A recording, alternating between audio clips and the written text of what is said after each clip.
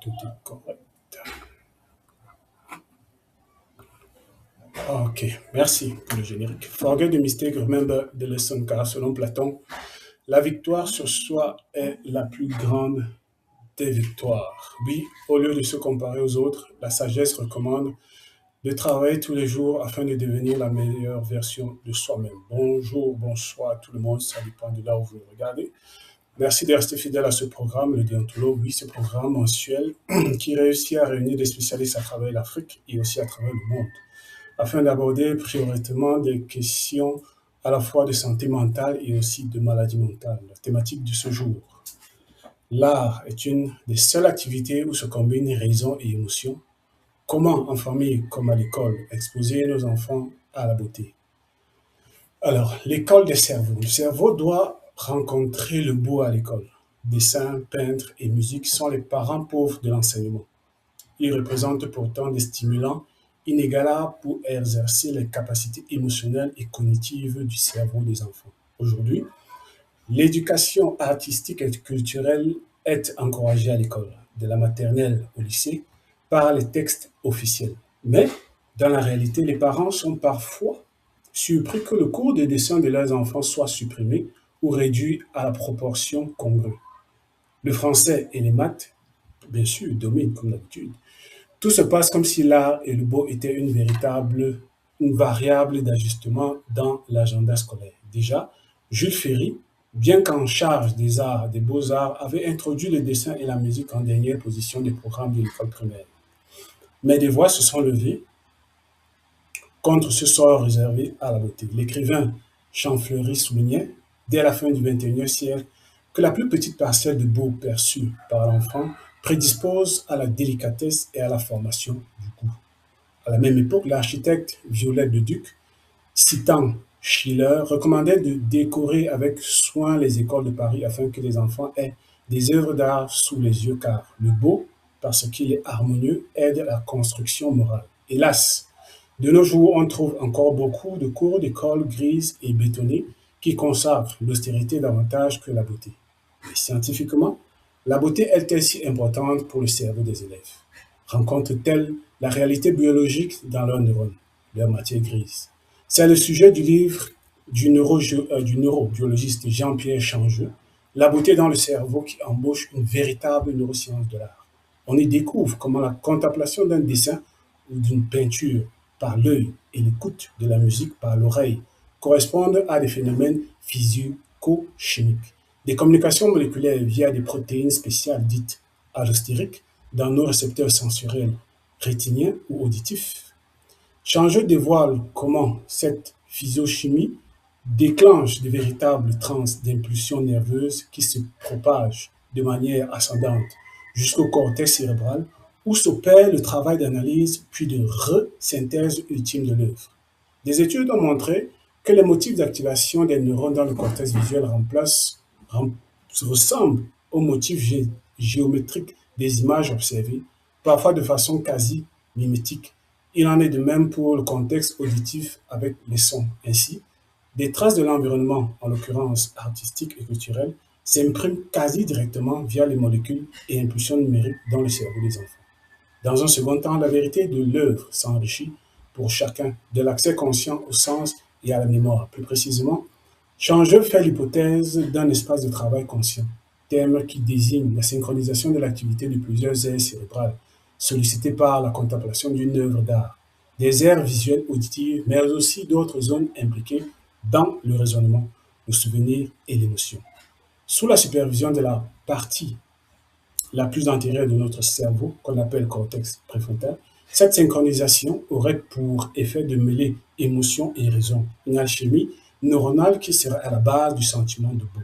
Cette synthèse esthétique répond à trois règles cognitives: la nouveauté associée à la surprise, l'équilibre entre les parties et le tout, la cohérence et la parcimonie. Rare est leur conjonction. La dernière, la parcimonie, est est comme à la science et à l'art. En effet, la beauté d'une proportion scientifique tient au fait qu'elle explique beaucoup à partir du peu.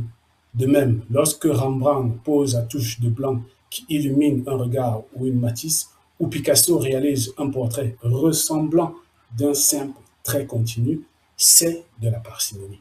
L'éducation en famille et à l'école doit donc veiller à exposer en priorité le cerveau des enfants à la beauté par la découverte assidue et profonde et approfondie des œuvres les plus riches et par la créativité de chacun d'entre eux. Aujourd'hui, les musées numériques et leurs expositions virtuelles peuvent d'ailleurs y aider. C'est là que l'outil mobile, où l'informatique et la neuroscience ont la potentialité de nous rediriger, comme le faisait déjà Platon, vers la beauté. Alors, pour parler de cette thématique, ce soir, nous avons un panel d'invités que nous avons choisi comme d'habitude. Je vais tout de suite accueillir Monsieur Aboukarim Pellegrini. Il est psychologue clinicien et de la santé. Il nous appelle depuis le Togo. Bonsoir, bienvenue. Bonsoir Aurélien, bonsoir aux autres panélistes. Je suis heureux de vous retrouver encore une fois. Merci, merci, merci d'être parmi nous. Juste après vous, je vais accueillir Monsieur Hubert Dododi. Il est sociologue et enseignant. Il nous appelle depuis le Bénin. Bonsoir, bienvenue, Monsieur Hubert.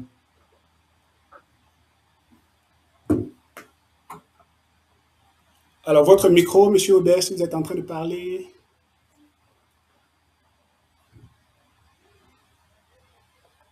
Allô? J'ai l'impression que M. Hubert ne nous suit pas. Alors, juste après M. Hubert, je vais accueillir Mme Ouedraogo. Elle est également psychologue. Elle nous appelle pardon, depuis le Burkina. Bonsoir, bienvenue, Mme Ouedraogo. Bonsoir, Monsieur Aurélien. Bonsoir à tous. Je tiens à préciser que vous êtes étudiante chercheuse en Master 2 en psychologie sociale du travail et des organisations, spécialiste en santé mentale et soutien psychosocial avec l'ONG Alima Kyogo SOS Médecins au Burkina. C'est bien ça? Effectivement. D'accord. Merci beaucoup pour cette présentation. D'accord. Juste après vous, je vais accueillir Monsieur Eddy Stéphane Abondo. Lui, il est du côté du Cameroun. Il est conseiller principal d'orientation scolaire et universitaire en service au lycée des Bolova depuis quelques semaines, quelques mois déjà. Bonsoir, bienvenue, Monsieur Abondo. Merci, bonsoir, Monsieur Aurélien, et merci à tous les co-discutants. C'était un réel plaisir pour moi de retrouver la plateforme d'échange. J'espère être à la hauteur des attentes qui seront placées à nous pour ces sujets assez importants pour la compréhension de ce qu'on appelle l'art et dans le développement mental de nos enfants aujourd'hui. Merci. Alors, juste après vous, je vais accueillir Nathalie Yossi. Elle nous appelle depuis le Bénin, si je ne me trompe. Nathalie, bonsoir, bienvenue. Bonsoir, Monsieur Aurélien. Bonsoir à tous. Et je suis très heureuse d'être ici avec vous aujourd'hui. Merci.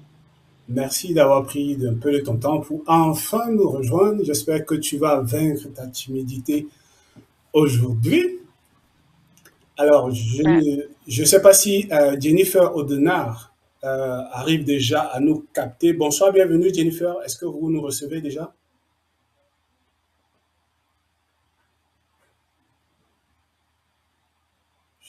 Elle a laissé le message comme quoi. Alors, je ne sais pas si mademoiselle Tchouchoua Kitche va prendre la parole pour se présenter. C'est vrai qu'elle a dit qu'elle doit être dans un endroit où elle ne peut pas parler. Si vous ne pouvez pas parler, vous faites juste un geste. On comprend que vous êtes avec nous, vous allez juste écouter.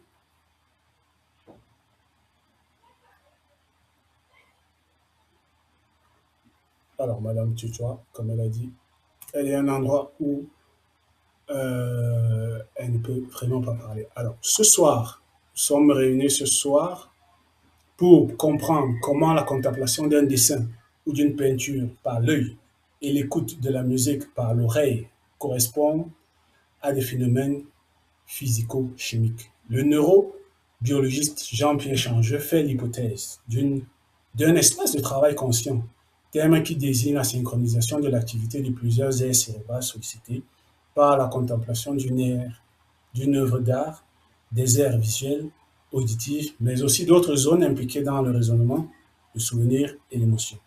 Alors, ma question est de savoir comment on explique scientifiquement que la beauté est si importante pour le cerveau des élèves et qu'elle rencontre une réalité biologique dans leurs neurones et leur matière grise. Comment on explique également l'importance de mêler émotion et raisonnement. Je voudrais que M. Aboukerim, vous preniez la parole.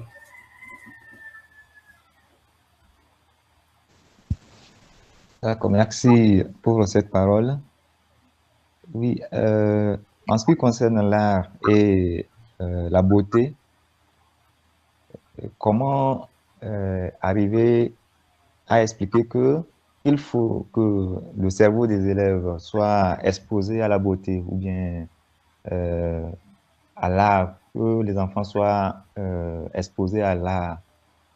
Bon, je crois que le cerveau humain est fait de sorte que euh, il s'accoutume à ce à quoi il est exposé le plus souvent. Et donc, exposer le cerveau ou bien les enfants à la beauté est une manière de les amener à s'accoutumer, à s'approprier euh, cet aspect du vécu euh, qu'on a, du vécu que nous avons et que nous souhaitons leur transmettre. Donc la beauté, le cerveau en lui-même a, a des zones. Bon, comme le test, là, comme vous l'avez venu de le dire, il y a plusieurs quartiers, bien, plusieurs aires du cerveau qui sont dédiées à des activités bien spécifiques.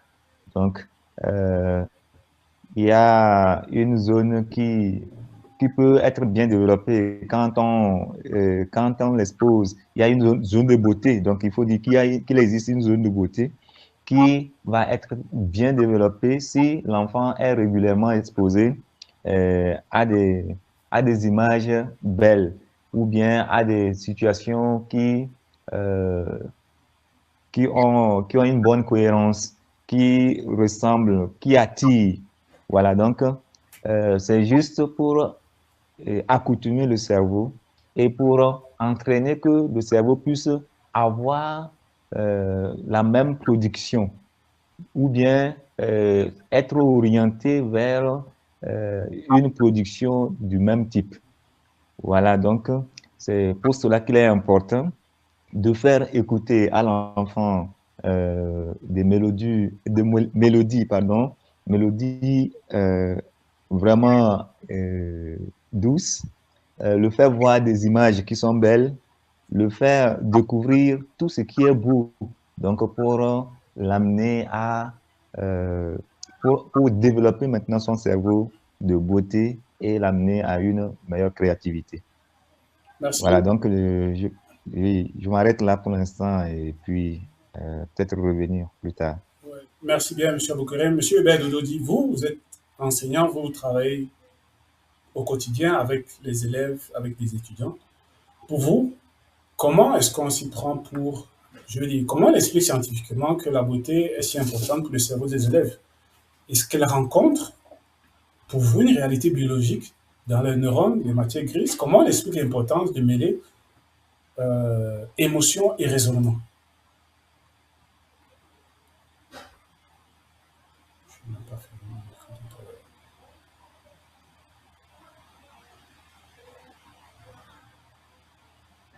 Je ne vous ai pas bien suivi, s'il vous plaît, monsieur Okam. Oui, oui, monsieur. Ben, je voulais vous relancer avec la même question que j'ai posée à monsieur Aboukeri. Comment elle explique scientifiquement que la beauté est si importante pour le cerveau et les élèves et qu'elle rencontre une réalité biologique dans leurs neurones et leurs matières grises? Et comment elle explique l'importance de mêler émotion et raisonnement?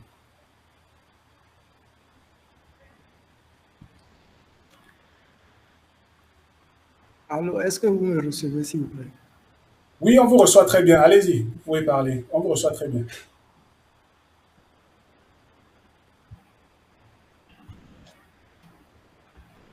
Allô? Alors, je vais dire premièrement que l'art occupe une place singulière dans l'expérience humaine parce que c'est à travers l'art que nous mobilisons simultanément le corps, l'esprit et l'affect. Et contrairement aux disciplines qui sont purement rationnelles, l'art ne commence pas par l'explication, mais par le ressenti. C'est-à-dire, quand l'enfant est en face de quelque chose, il est d'abord touché, il est d'abord surpris, ému, avant de chercher à comprendre ce qu'il est en face de lui. Et donc, d'un point de vue socio-anthropologique, la beauté ou tout ce qui relève de l'art est un mode de connaissance du monde. Mode de connaissance du monde parce que c'est à travers ce mécanisme-là qu'on permet de structurer les émotions, qu'on permet de rendre intelligible ce qui n'est pas. Et donc, c'est pour cela que nous disons que l'art joue un rôle fondamental dans la socialisation des enfants surtout. Parce que c'est à travers cette socialisation-là que l'enfant apprend à reconnaître ce qu'il ressent, à exprimer de manière acceptable socialement et comment dire, à donner un sens à ce qu'il est en face de lui. Donc, c'est un peu la manière dont l'art ou la beauté peut nous amener à la raison, à l'émotion, en comparaison avec les autres sciences rationnelles. Merci, M. Hubert. Alors, juste une minute de temps pour moi d'accueillir Madame Elie Adzoda. Elle nous appelle depuis le Canada. Bonsoir, le Canada, pardon, autant pour moi. Bonsoir, bienvenue, Madame. Oui, bonsoir, bonsoir tout le monde. Merci, je suis quand même ravie de vous rejoindre dans cette discussion, bien que je suis en retard. Merci. Merci à vous. Merci à vous d'avoir pris un peu de votre temps pour être parmi nous. Alors, je voudrais tout de suite passer la parole à M. Eddy Stéphane Abondo. Pour vous, M. Eddy Stéphane Abondo, je voulais vous poser les mêmes questions qu'au précédent intervenant. Pour vous, comment on explique scientifiquement et comment on explique qu'il faut mêler émotion et raison? Alors, merci M. Aurélien. Et merci de me passer la parole.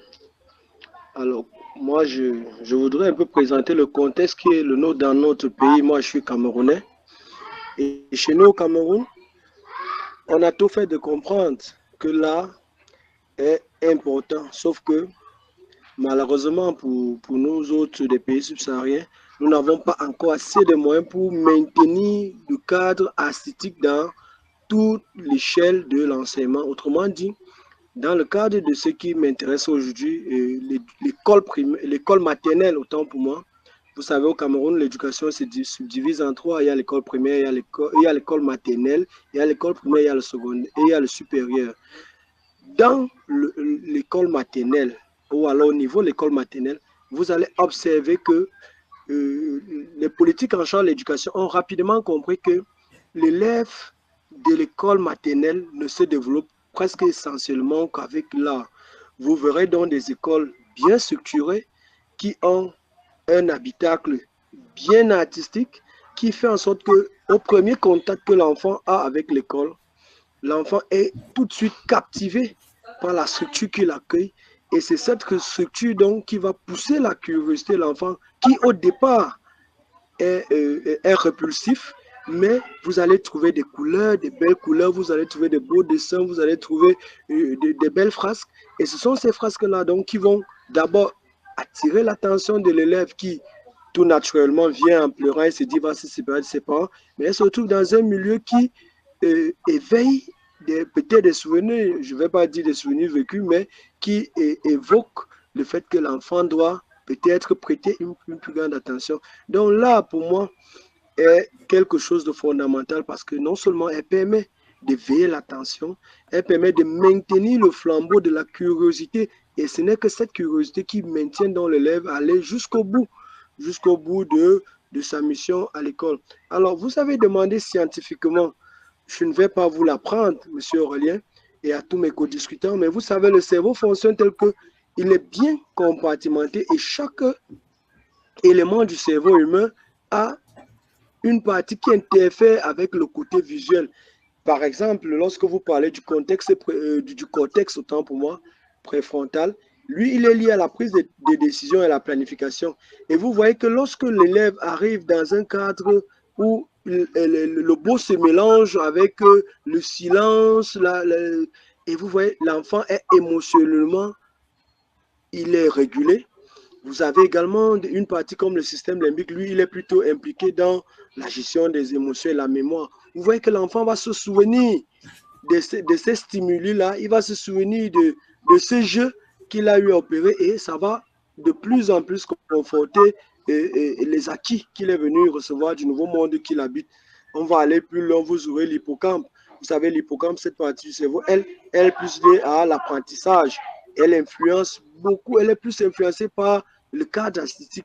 Donc, sur le plan scientifique, le cerveau qui est l'organe à travers lequel l'enfant interagit dans le milieu scolaire, dans le cas du Cameroun, les pouvoirs publics ont donc mis plus l'accent sur l'école maternelle parce que c'est à ce niveau qu'on déclenche le processus d'apprentissage et de processus d'enseignement-apprentissage. Et on a mis tous ces moyens. Vous voyez, les écoles, elles sont belles, le cadre est reposant, il est attrayant et les enfants qui y vont beaucoup plus pour les premières expériences sont tentés de revenir parce qu'ils ont trouvé un cadre qui est attrayant. Je regrette cependant que cette expérience ne se soit pas poursuivie. Vous savez que le cerveau a des éléments qui le captent. On aurait peut-être amélioré chez nous au secondaire, au supérieur, mais pour le moment, on se limite encore au niveau du côté artistique, beaucoup plus au niveau des écoles maternelles. Je ne sais pas si j'ai répondu à votre question, M. Aurélien. Oui, merci, vraiment, merci beaucoup pour les éléments que vous avez, les éléments de réponse que vous avez apportés. Et je voudrais, à votre suite, passer la parole à Madame Ouedraogo qui a semblé vouloir intervenir quand vous avez pris la parole. Madame Ouedraogo, pour vous, scientifiquement, comment on explique l'importance de l'art, comment on explique l'importance de mêler raison et émotion? Vous avez la parole. Merci pour la parole. Pour moi, je peux dire que l'art est une expression qui favorise à l'enfant de s'exprimer, d'analyser, de ressentir et de comprendre ses émotions. Par exemple, quand on va prendre au niveau de la danse ou bien le théâtre, c'est une sorte de communication qui favorise à l'enfant de s'exprimer de toutes ses émotions. Et cela permet à l'enfant d'être autonome. Et c'est également un outil qui favorise à l'enfant d'avoir un langage symbolique qui va lui permettre de connaître beaucoup de choses à l'intérieur. Et je dirais également que l'art pour les enfants est aussi comme un outil de communication. Et quand dans certaines cultures, l'art permet de transmettre des valeurs culturelles. Et quand on va prendre, il y a des sociétés traditionnelles, quand on va prendre les griots, ils peuvent transmettre des valeurs. Et cela permet à ces enfants de pouvoir mieux s'exprimer dans leur culture. Cela veut dire comme ça et cela veut dire telle chose. Et on peut également aussi que sur le plan psychologique, l'art également car a développé dans toutes ses différentes formes, côté émotionnel, cognitif et relationnel. Et je dirais également sur le plan cognitif, c'est une expérience artistique qui permet à l'enfant de mobiliser la raison.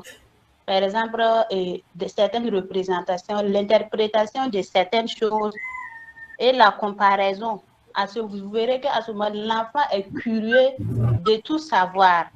Sur le plan cognitif, l'enfant cherche à se demander. Et quand on va au niveau de la peinture, l'enfant va demander telle couleur veut dire quoi, telle couleur veut dire quoi. Et cela permet à l'enfant de choisir l'une des couleurs qui le convient. À ce niveau, vous allez sentir que cela permet à l'enfant de grandir personnellement. Et je peux dire aussi qu'à ce niveau, l'art permet à l'enfant de construire son identité. Voilà, cela veut dire que cela permet à l'enfant d'exprimer ce qu'il aime et ce qu'il ressent aussi. Bon, et je peux dire également que c'est une sorte de miroir qui permet à l'enfant de renforcer son estime de soi, de s'extérioriser en exprimant tous ses ressentis à travers ces différentes formes. Bon, c'est ce que j'ai pour le moment à dire concernant. Merci beaucoup, Madame Ouedraogo. Je voulais passer la parole à Mademoiselle Nathalie Yossi, qui nous appelle également du Bénin. J'ai oublié de vous présenter votre compatriote, Monsieur Hubert de Dodi. Alors, Nathalie Yossi, vous avez écouté les autres. Qu'est-ce que vous pouvez ajouter à ce que tous les autres, vos prédécesseurs, ont dit?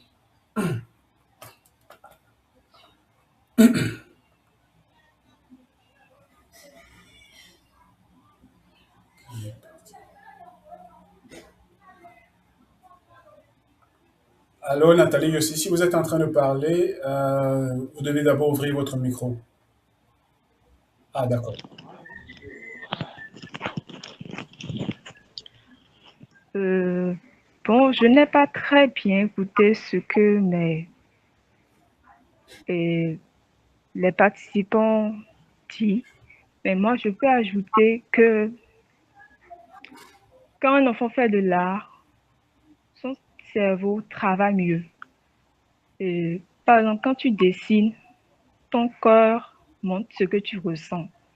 Ça peut être de la joie, de la colère ou de la tristesse. Ta tête réfléchit pour choisir les formes et les couleurs.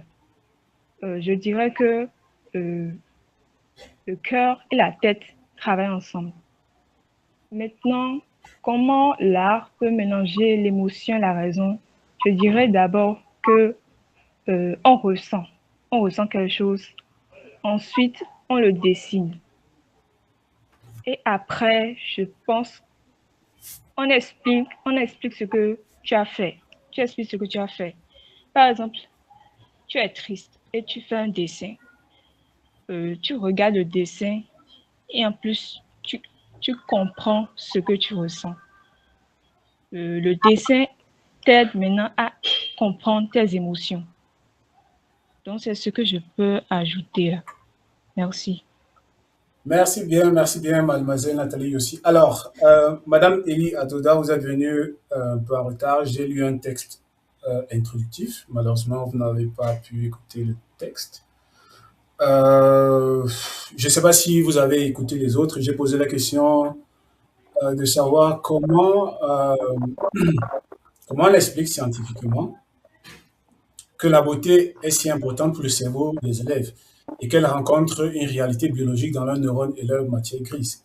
Et comment on explique l'importance de mêler émotion et raisonnement. C'est vrai que vous n'avez pas écouté le texte au début, mais je me permets quand même de vous poser la question. Ok, d'accord. Merci déjà pour l'invitation. Je vais essayer aussi avec mes acquis pour essayer de rebondir à la question. Bon, scientifiquement, nous savons tous que c'est le cerveau qui régule en fait tous nos comportements. Et donc, la beauté, l'art, l'esthétique ont aussi leur centre sur le cerveau. Et donc, c'est en ce sens que, bon, scientifiquement, on peut prouver le lien qui existe entre la beauté et puis, je sais pas, c'est ça, la beauté et puis le cerveau. Ouais. Et puis, en fait, bon, la beauté, c'est en fait un stimulus. C'est un stimulus que le cerveau reçoit et ça sécrète je pense, les hormones de joie, d'apaisement, de contrôle.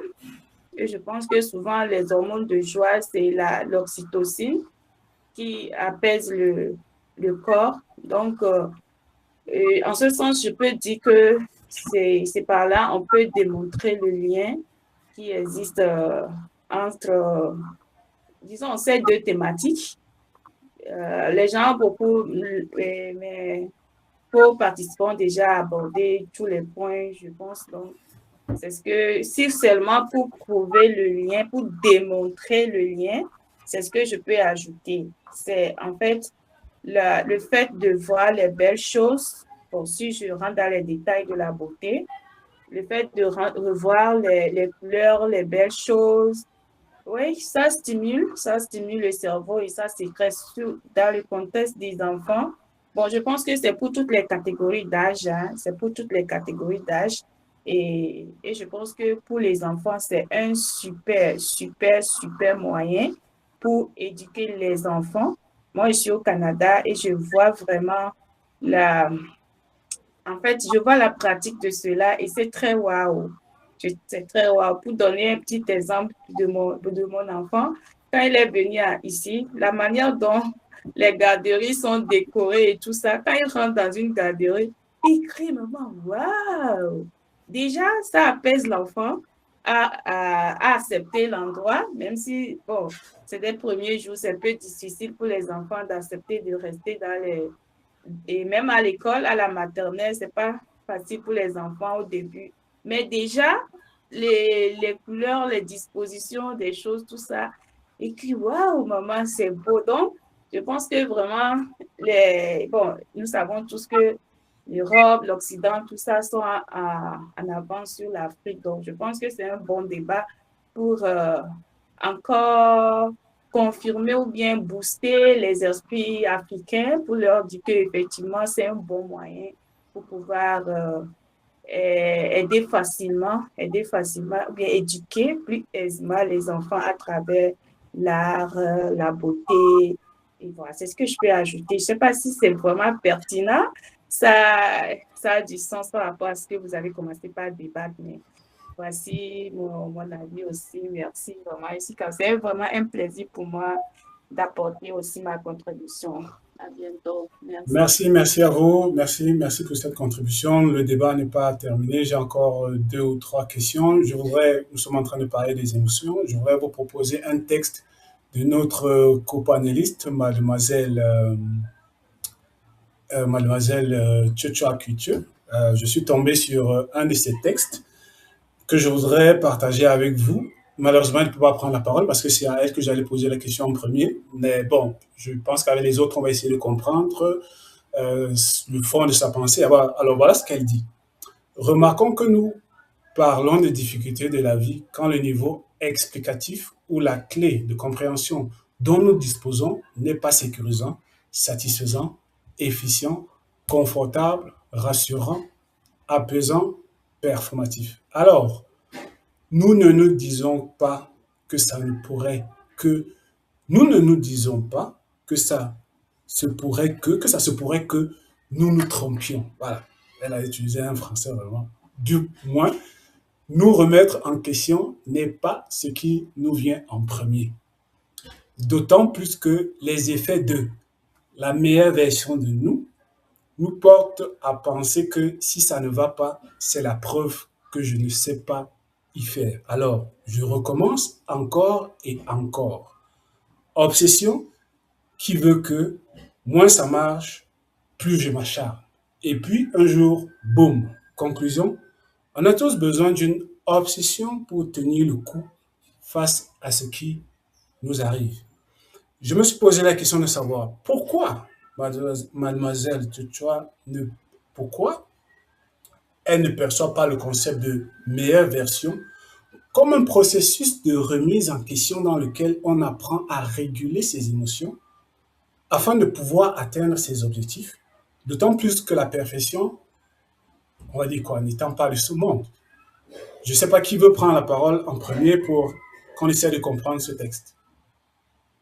C'est vrai qu'elle est là. Alors, Monsieur Hébert.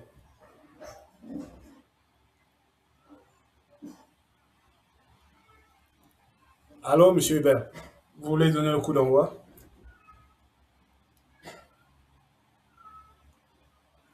Est-ce que M. Hubert est encore avec nous? Votre micro est fermé, M. Hubert, si vous êtes en train de parler. Ah, d'accord, M. Aboukerim, allez-y.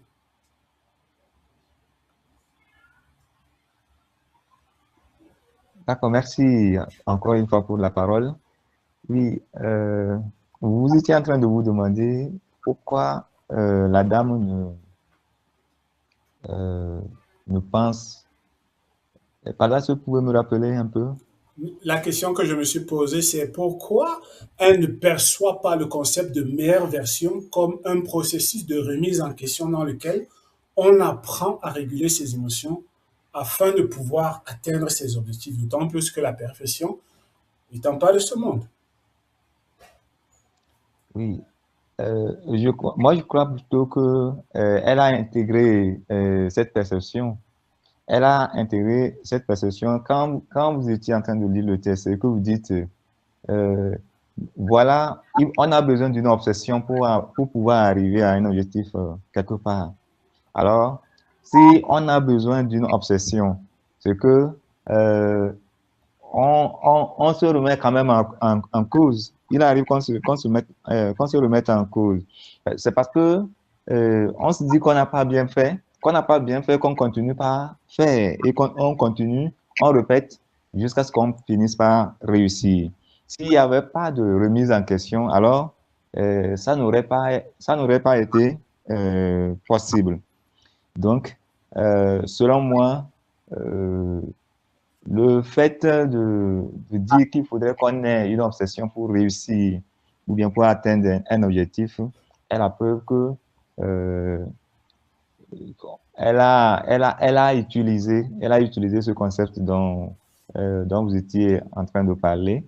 Et effectivement, moi, je crois que il est vrai que dans toute chose, dans ce que nous faisons, ce n'est pas la remise en question qui vient en premier, mais une fois que nous nous engageons,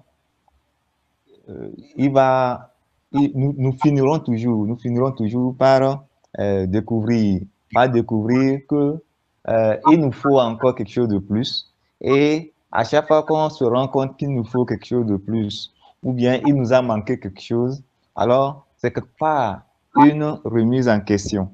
Même si dans l'immédiat, la personne ne se rend pas compte qu'elle est en train de se remettre en cause, mais c'est une remise en question. Voilà, donc, à chaque activité, à chaque fois qu'on essaie de faire quelque chose et on rencontre des difficultés, on essaie toujours de se remettre en cause. Merci, M. Aboukerim. Oui, M. Hubert est déjà là. M. Hubert, vous voulez prendre la parole? Vous êtes là, c'est bon? D'accord, j'étais en train de parler, le micro fermé, excusez-moi. Alors, vous aviez demandé pourquoi nous avons tendance à confondre la meilleure version de nous avec la perfection ou la performance, plutôt qu'avec un processus de remise en question et de régulation émotionnelle face aux difficultés de la vie. Je vais reformuler pour que vous compreniez bien. Ma question était de savoir pourquoi Madame Chuchua ne perçoit pas le concept de meilleure version comme un processus de remise en question dans lequel on apprend à réguler ses émotions afin de pouvoir atteindre ses objectifs, d'autant plus que la perfection n'est pas de ce monde. D'accord. Alors, je vais vous dire que la confusion vient souvent du fait que nos sociétés valorisent davantage la réussite qui est visible que le travail intérieur qui est fait sur l'être en général. Et on apprend très tôt déjà à faire plus, à tenir, à résister, mais très peu à s'arrêter et à se poser des questions, à ressentir et à chercher à comprendre ce que nos émotions nous disent. Et la difficulté est alors perçue comme un échec personnel. Un échec personnel et donc pas comme une étape normale du processus humain. Or, on devait savoir que dans de nombreuses cultures, la crise est précisément le moment où l'on apprend ou le moment où l'on se transforme. Et donc, la meilleure version de soi ne doit pas être perçue comme un état parfait à atteindre. Non, pas comme un état parfait à atteindre, mais comme une capacité à se relier, une capacité à réguler ses émotions et à ajuster ses actions. Donc, c'est là que l'art et la beauté jouent un rôle essentiel parce que l'art et la beauté vont offrir un espace ou vont offrir des espaces symboliques pour comprendre que la raison seule ne suffit pas à expliquer, mais aussi apprendre au même moment, à tout un chacun de nous à regarder une œuvre, à écouter par exemple de la musique ou à raconter une histoire et aussi s'apprendre et aussi à se regarder soi-même et sans même se faire juger immédiatement. Donc, c'est ce que le commentaire que je peux faire à propos du test de Madame Chi. Ok, merci, monsieur. Ben, je ne sais pas si monsieur Stéphane Abondo voudrait également prendre la parole et dire quelque chose à propos de la question que j'ai posée. Monsieur Abondo. Alors, monsieur Aurélien, lorsque j'ai préparé l'émission, je pense que le sous-thème, et je me faisais le rappeler tout à l'heure, on essaie de voir comment est-ce que l'art s'implique dans l'éducation de nos enfants. C'est-à-dire comment en famille, comment à l'école exposer nos enfants à la beauté. Je pense que c'était dans ce carnaval-là qu'on allait, je pense. Oui, tout à fait. C'est vrai que, et vous savez très bien que depuis qu'on a abordé cette thématique, on a abordé aussi la question des émotions. Et finalement, tout est... Oui. Alors, si nous sommes donc d'accord, je pense que à ce niveau, le débat en réalité doit se poser au niveau des dosages. Au niveau des dosages, c'est-à-dire, vous savez, trop de stimuli, ça crée des embrouilles. Et vous savez, là, un problème, c'est que là est libre. Là, généralement, n'a pas de limite, c'est-à-dire la création artistique, parfois, elle atteint son paroxysme au moment où on s'attend le moins, c'est-à-dire on crée plus au moment où on s'attend le moins. À partir de là, est-ce que nous devons donc laisser nos enfants être plongés dans l'art? Vous savez, d'autres ont réfléchi, se sont dit, à un moment, l'art doit être utilisé pour déclencher le processus d'enseignement. Et lorsque le processus est déclenché, il faut réduire, malheureusement, ou alors heureusement, je ne sais pas, mais je pense que ça a été une mauvaise idée à un moment de penser que l'art avait un palais d'éducation et qu'après l'enseignement maternel, comme je l'ai dit, je parle là de l'enseignement au Cameroun, où l'art occupe une place prépondérante à l'école maternelle. Et lorsqu'on va déjà au niveau du secondaire, vous allez voir que les cours de musique sont réduits, et les cours de dessin, ils sont réduits. Et au niveau du secondaire, on va même jusqu'à parler des épreuves facultatives. Vous savez, chez nous, au niveau du probatoire et du bac, le dessin, c'est facultatif, la musique, c'est facultatif. Donc, cette faculté-là, qui est développée chez les enfants, c'est-à-dire la faculté à se projeter, à créer, à innover, est reléguée au second rang.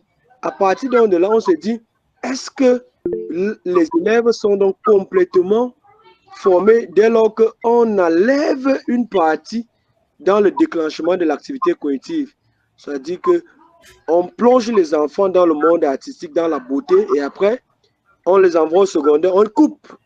C'est-à-dire, vous avez des enfants qui étaient dans un cadre où c'était beau, où ils ont appris à vivre, à se socialiser, ils ont appris à accepter l'école, quelque chose d'important, et ils vont se retrouver dans un autre milieu où le côté artistique, le côté de l'esthétique, la beauté, n'est plus trop ça.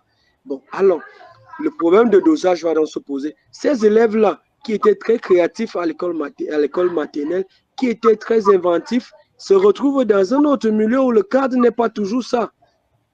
Ils se disent donc à ce niveau, est-ce que c'est important? Et vous voyez, moi j'ai travaillé à un moment lorsque j'étais à l'école normale, j'ai travaillé sur le côté artistique et les activités post et périscolaires dans le développement de l'élève. Et je suis allé plus loin dans mes recherches en me disant que est-ce que le fait de réduire le côté artistique, est-ce que le fait de réduire la beauté et l'esthétique dans notre milieu de l'enseignement n'est pas aujourd'hui responsable de plein de dérives qu'on observe aujourd'hui à l'enseignement secondaire et plus tard au supérieur. Donc, à la question de savoir, est-ce que nos élèves doivent être exposés à l'art? Je dis d'accord, mais il est question de voir la proportionnalité. On ne peut pas laisser des enfants être sous le contrôle de quelque chose qui n'a pas de limite. Vous savez que l'art n'a pas de limite et que généralement, c'est l'une des attaques pour lesquelles on a souvent amené l'art. Parce que l'art invente, parfois l'art invente ce qui n'existe pas. L'art a cette particularité-là de créer des choses qui n'ont jamais existé et de donner un sens à des choses que personne ne perçoit. Donc, est-ce qu'on va donc soumettre nos enfants systématiquement à ça? Je dis, je pense qu'il va falloir donc qu'on réfléchisse, mais je pense personnellement que l'art, l'esthétique, la beauté, c'est quelque chose qui devrait habiter le milieu de l'enseignement, c'est-à-dire du primaire à l'université. Voilà un peu mon avis si on veut avoir des élèves complètement développés sur le plan cognitif. Merci, monsieur Stéphane Abondo. Madame Elie Adouda, elle voulait prendre la parole, elle voulait intervenir. Oui, vous avez la parole, madame. Oui, alors merci de m'avoir donné la parole. J'aimerais intervenir par rapport à, je sais pas, un sous-contexte ou bien je ne sais pas vraiment à la phrase que vous avez lue. C'est une citation, je crois bien.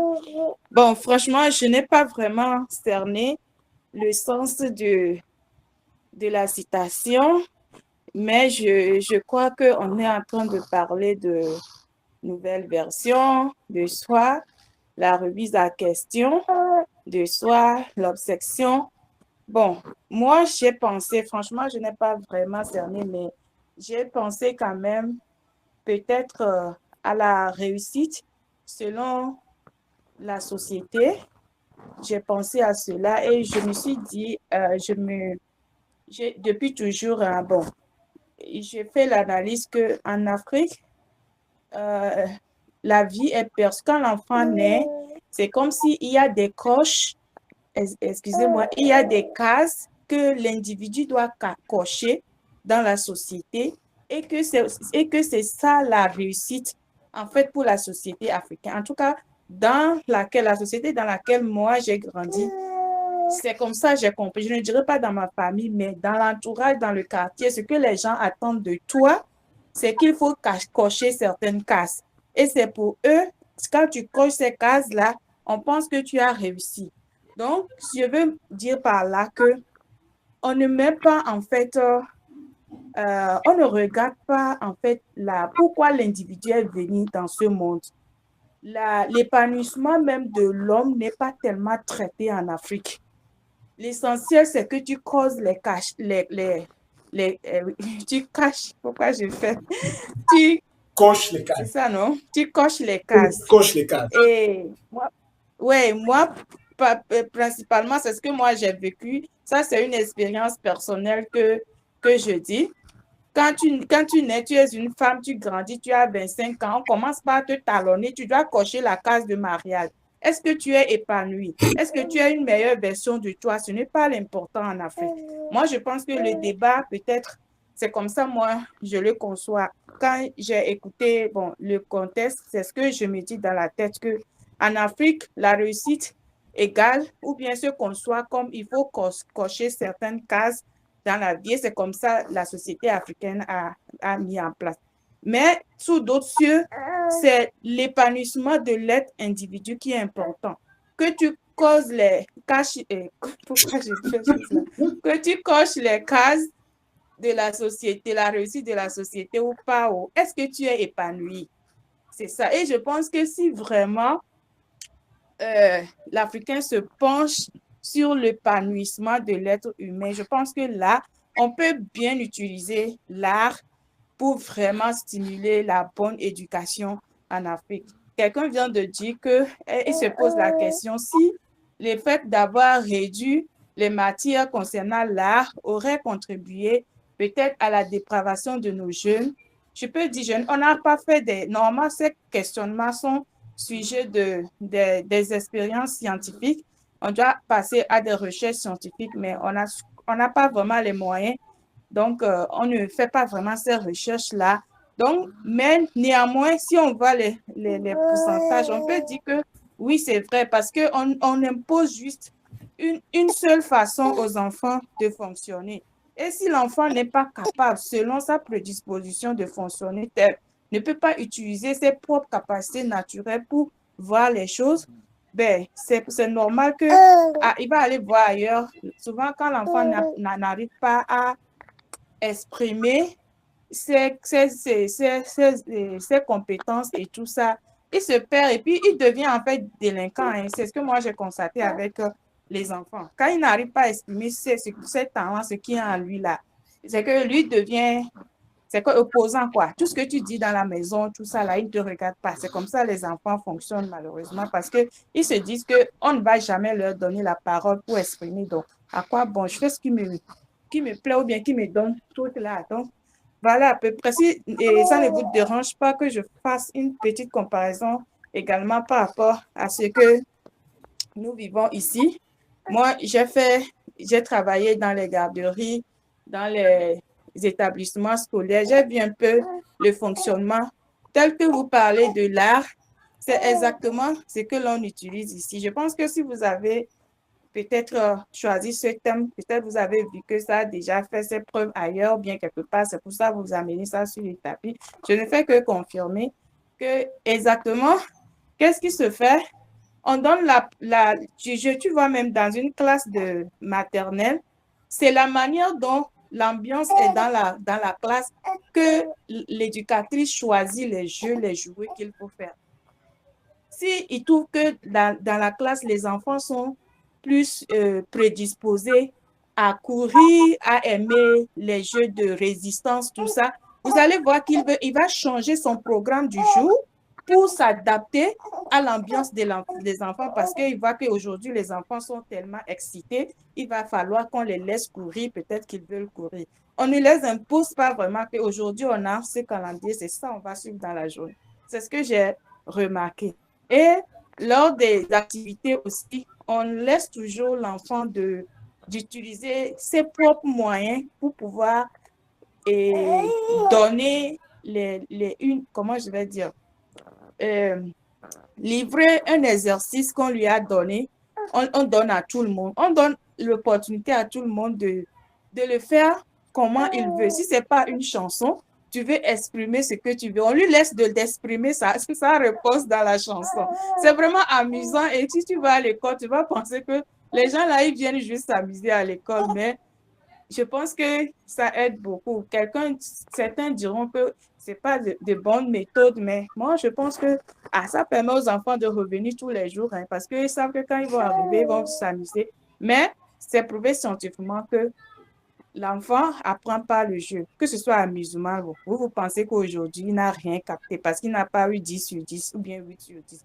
Sachez qu'un jour, à 10 ans après, il va produire les capacités. Peut-être que dans l'instant, 6 mois, 1 an après, l'enfant n'a pas pu capitaliser ce qu'il a appris à l'école. Mais le cerveau, par l'amusement, lui, il a fait son travail, il est déposé quelque part.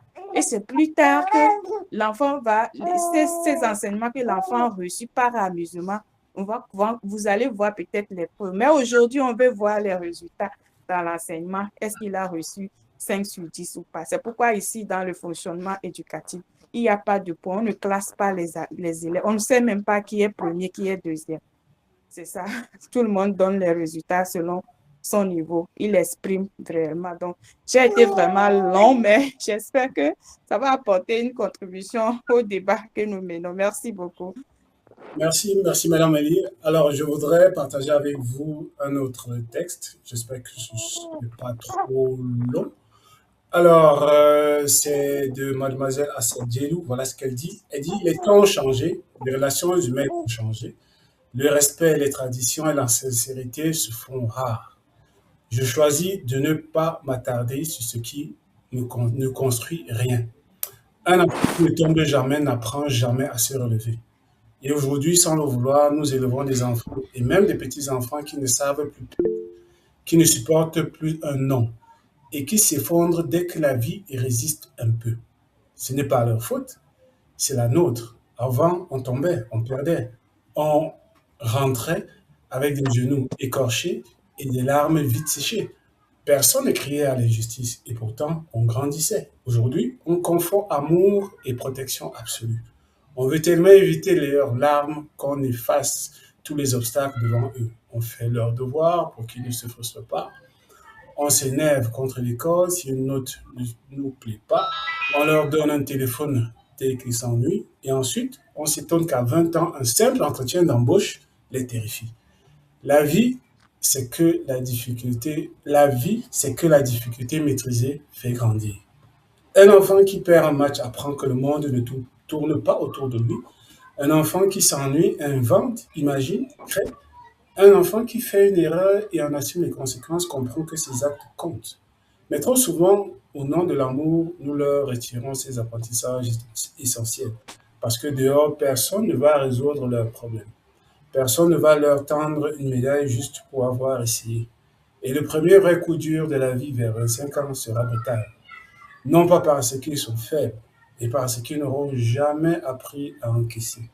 Protéger un enfant, ce n'est pas l'empêcher de tomber. C'est rester juste à côté pour lui apprendre quand il tombe comment se relever. Alors, les 3 règles cognitives de la perception du beau du neurobiologiste Jean-Pierre Changeux, c'est la nouveauté associée à la surprise, l'équilibre entre les parties de tout, la cohérence et la parcimonie. Ces 3 règles peuvent être assimilées à une théorie mathématique et selon la théorie de la récompense, je pense bien c'est Skinner si je ne me trompe, M. Aboukarim, la théorie de la récompense c'est bien Skinner. Bien sûr, Skinner, oui. Alors, pour sortir de l'émission, comment on peut utiliser l'art, la peinture, la musique, etc., pour récompenser un comportement que l'on veut soit encourager, soit faire disparaître, M. Aboukarim?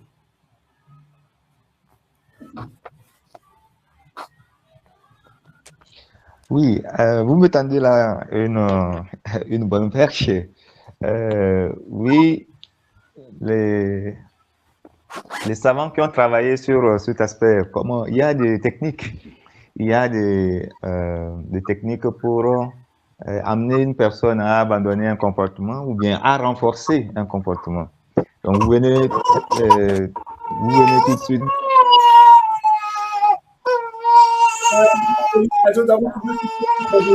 Je crois que quelqu'un doit couper le micro. Je pense qu'elle a fait. Ok, c'est bon, merci. Donc, vous venez tout de suite de parler de Skinner. Donc, lui, par exemple, son travail a abouti à la conceptualisation de cette technique qu'il a appelée, on dit la thérapie par aversion. Donc, si par exemple, quelqu'un a un comportement qui est nuisible, un mauvais comportement, on peut utiliser la thérapie par aversion pour aider cette personne à abandonner son comportement. Donc, de la même manière, il y a aussi la technique de l'immersion. Donc, l'immersion, là-bas, c'est pour des personnes qui sont phobiques. Des personnes phobiques, bon, ça consiste à exposer la personne à l'objet de sa phobie et sensibiliser cette personne à cet objet-là, de sorte à lui faire quitter sa phobie. Donc, en tout cas, il y a plusieurs techniques. Et sur le plan de la psychologie, beaucoup de techniques sont utilisées pour soit renforcer un comportement ou bien faire disparaître un comportement. Et d'ailleurs, même, c'est ça l'objet de la psychologie, c'est-à-dire c'est expliquer un comportement, c'est modifier un comportement et aussi changer un comportement. Donc, c'est ça l'objet de la psychologie. Donc, je vais laisser la parole aux autres. Merci. Pour aussi amener des choses. Merci. Madame Elie voulait Je pense qu'elle voulait prendre la parole, si je me trompe. Oui, bien sûr. Ok, d'accord, allez-y. Oui, le thème que vous abordez aujourd'hui, je pense que c'est la pratique complète du Canada ici. C'est le visage du Canada. Et ils utilisent beaucoup l'art sur tous les plans parce que je pense que c'est la dernière fois seulement, dans un groupe, je disais ça que l'art, c'est pas l'art, c'est un très bon moyen vraiment pour déstresser et ils appliquent ça vraiment beaucoup. Ici, par exemple, pour les loisirs même, il y a un fonds, il y a des allocations pour les loisirs des enfants et c'est gratuit. On vous met ça sur votre compte avec les allocations alimentaires. Même, vous pouvez demander, on va vous donner des allocations. Il y a une carte de loisirs que vous pouvez utiliser pour vraiment aider les enfants à utiliser le loisir pour se calmer parce qu'il y a du stress partout. Les enfants aussi ressentent du stress et tout ça. Donc, c'est vraiment, je pense que eux, ils ont compris, ils pratiquent ça et ils pratiquent ça. Même pour les adultes, on va te demander, est-ce que tu veux aller et faire tel loisir, tu veux pratiquer. Il y a tellement par exemple, les dessins, les mandalas, les trucs vraiment d'art qui sont tellement très répandus ici et que tu peux avoir accès dans les centres de loisirs, dans les centres de conseils pour pouvoir te déstresser à la maison avec tes enfants. Donc, c'est juste pour montrer cet aspect-là. Maintenant, si je reviens au sujet, comment on peut utiliser l'art pour modifier le comportement négatif ou positif ou bien encourager le comportement positif chez l'enfant. Je vais donner juste quelques exemples. Il y en a tellement, plein ici, mais je vais donner juste quelques exemples pour ne pas monopoliser la parole. Je prends l'exemple du dessin qui est aussi de l'art. Je vais prendre deux exemples. La musique, bien la chanson, et puis le dessin. Si pour décourager un comportement négatif de l'enfant, on va dire, si ils ont comme c'est des chartes, en anglais ils appellent ça chart, et c'est comme des stickers, tu mets sur la charte. Bon, si c'est qu'il y avait une exposition, j'allais exposer, mais je décris ça brièvement comme ça. Et puis, l'enfant peut faire un dessin dedans, mais c'est fou, hein, les enfants. Et on pense qu'ils sont têtus, ils sont quoi, mais ils sont tellement amusants. Si tu leur offres vraiment un cadre vraiment affectueux, chaleureux, moi-même, j'expérimente ça sur mon enfant. Vraiment, l'expérience, c'est vraiment waouh, c'est fou, les amis. Donc, l'enfant, il va juste dessiner dans le cadre.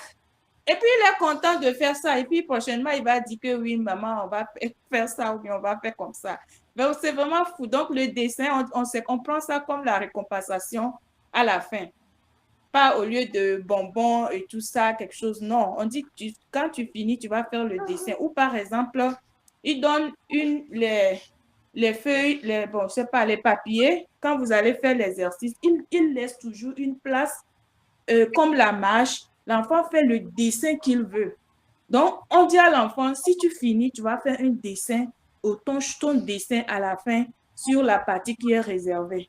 Et puis, c'est fou, hein? Même les enfants de CM2, ils sont contents de faire leur dessin quand ils vont finir de faire le devoir qu'on les a donné. Donc, certains qui ne sont pas, qui sont pas motivés à faire le devoir, rapidement, ils font leur devoir et puis ils font le dessin. Ou soit on leur dit, si vous ne faites pas le devoir, bon, on ne va pas vous autoriser la partie réservée pour vous, pour dessiner, exprimer tout ce que vous voulez. Vous ne pouvez pas le faire. Donc, toi aussi, l'enfant sait que quand il finit le devoir, il le fait. Quand il ne finit pas, il ne peut pas faire. Il ne peut pas utiliser cette page. C'est là sur la même feuille, on a réservé la partie là pour l'enfant de dessiner. Donc, ça aide vraiment les enfants. Maintenant, pour le côté musique, et par exemple, je vais dire ça tantôt. quand on demande à l'enfant de donner une réponse, ou bien on lui pose une question, il va répondre. Il répond en chantant sous le rythme d'un artiste qu'il aime, sur le fond de la musique. C'est-à-dire que c'est l'enfant qui choisit, hein, il y a plusieurs options de donner. Certains même, ils peuvent faire il faut choisir l'humour et il donne la réponse en dansant ou bien en mettant une démarche devant. Il se lève, il fait la démarche et puis il donne la réponse. C'est vraiment fou, c'est vraiment amusant, mais quand c'est comme ça, les enfants sont motivés à apprendre parce qu'il sait qu'il va donner la réponse, mais il va aussi faire les choses, il va exprimer les choses bizarres qu'il a envie d'exprimer, mais donc à l'école, il peut faire ça. Donc, tout le monde a le droit comme ça d'utiliser l'art, sa manière de le faire pour donner la réponse qu'il veut. Par exemple, pour faire les lectures, j'attendrai les enfants pour faire la lecture dirigée. Donc, on donne la parole, la possibilité aux enfants par exemple, de dire que moi, je veux faire la lecture du texte et en parlant comme un Italien. Et puis l'enfant, il fait la lecture en parlant comme un Italien. Et l'autre aussi, il adopte quelque chose d'autre. Bon, je pense que c'est de l'art. Ça, c'est l'art de la musique et le dessin que j'ai donné. Il y a plein d'autres. Je ne vais pas monopoliser la parole. Peut-être d'autres aussi ont des exemples vraiment très pertinents à partager. Je donne la parole aux autres. Merci de m'avoir écouté. Merci, Madame Elie Adzoda. Alors, je vais, comme d'habitude, laisser la lourde responsabilité à M. Hubert Dododi de conclure. M. Hubert, tu as le floor. Alors, merci, Monsieur Laurelien. Je voudrais ajouter à la suite de Monsieur Aboukerim et Madame Zenvi, dire que là aide l'enfant à se comporter parce qu'il va lui apprendre sans le faire gronder. Et à travers donc des contes, des chansons, des dessins ou des films, comme le disait Madame tout à l'heure, l'enfant va voir ou va découvrir des personnages qui font de bons choix, mais aussi de mauvais choix. Alors, il va comprendre alors que chaque action a des conséquences. Quand tu choisis le bon chemin, il y a telle conséquence. Quand tu choisis le mauvais chemin, il y a telle autre conséquence.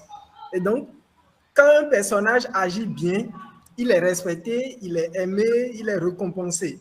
Quand il agit mal, il perd des amis, il échoue ou il se retrouve seul. Alors, quand l'enfant voit ça, lui, il se met déjà dans la peau de quelqu'un qui veut faire du bien. Et donc, le parent à côté lui dit juste, tu as vu, quand telle personne a fait de bonnes choses, il a été récompensé, il a été ci. Et l'enfant veut suivre le modèle de celui-là qui fait du bien. Alors, je vais aussi ajouter pour finir que l'art permet aussi de corriger un mauvais comportement sans humilier l'enfant. Surtout ça, sans humilier l'enfant. Parce qu'un enfant en colère peut décimer sa colère. Un enfant agité peut danser ou faire de la musique. Un enfant qui a fait une erreur peut la rejouer dans une petite scène et comprendre. Ça, ce n'est pas quelque chose qui est adapté à nos contextes, mais c'est quelque chose qui est réel. C'est quelque chose qui est réel. Moi, je connais un professeur qui s'est fait casser son ordinateur par son enfant. Mais en retour, au lieu de taper l'enfant, il dit à l'enfant, ce que tu voulais faire avec l'ordinateur, continue, on va voir. Et donc, à chaque fois qu'il revient à la maison, il revient du coup, il dit à l'enfant, voilà ta corvée, voilà tes corvées, l'ordinateur que tu as détruit, tu voulais faire quelque chose, non, continue. L'enfant, ne sachant pas que c'était une forme de punition, lui prenait ça comme de l'amusement. Et progressivement, l'enfant a évolué comme ça.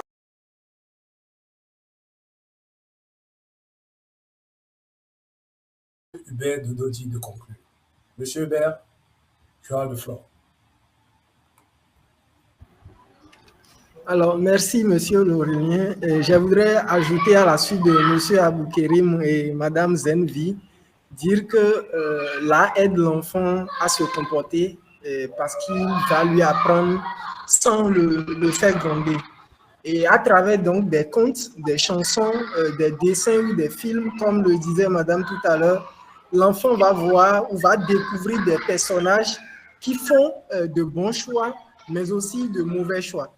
Alors, il va comprendre alors que chaque action a des conséquences. Quand tu choisis le bon chemin, il y a telle conséquence. Quand tu choisis le mauvais chemin, il y a telle autre conséquence. Et donc, quand un personnage agit bien, il est respecté, il est aimé, il est récompensé. Quand il agit mal, il perd des amis, il échoue ou il se retrouve seul. Alors, quand l'enfant voit ça, lui, il se met déjà dans la peau de quelqu'un qui veut faire du bien.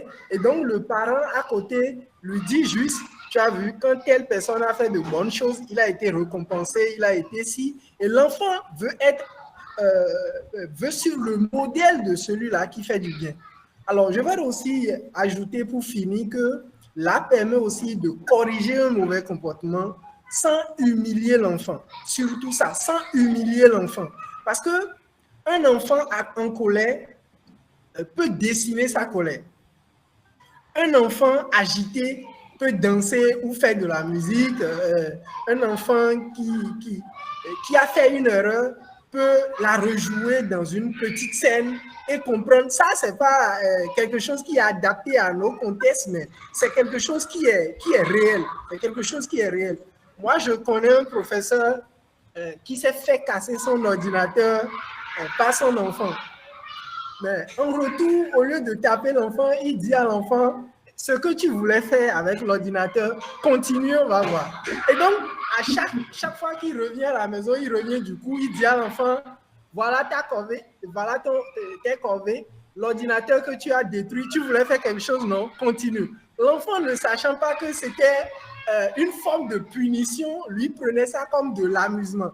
Et progressivement, l'enfant a évolué comme ça, essayait de toucher par-ci, toucher par-là, et se faisait aider par ses grands frères. Et aujourd'hui, l'enfant a l'ordinateur là à son compte, parce que le papa a fait réparer l'ordinateur après, et c'est l'enfant qui essaie de manipuler certaines choses dedans aujourd'hui.